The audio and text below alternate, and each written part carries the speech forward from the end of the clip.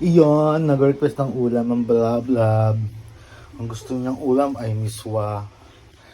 So ito yung miswa namin. Yan. Tapos nahiwa ko na rin yung ingredients.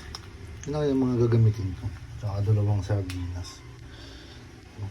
So naka-init na ako ng kawali. Magluluto na ako. So ito yung request. So let's see. So ayun, tapos na ako magluto. Hindi ko na pinakita yung paano ko magluto. Ito yung kinalabasan ko.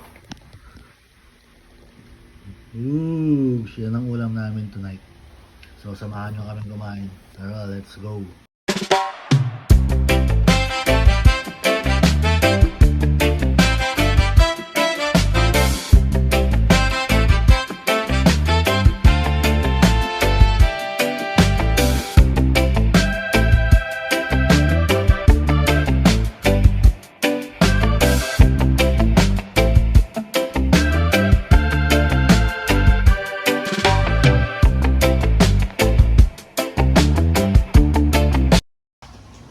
So yun, tapos na kami kumain. Tinanin ng pawis ko. Grabe, ang sarap ng ulam namin. Tatanungin natin si Lablab ngayon kung ano masasabi niya sa luto. So Lablab, ano masasabi mo?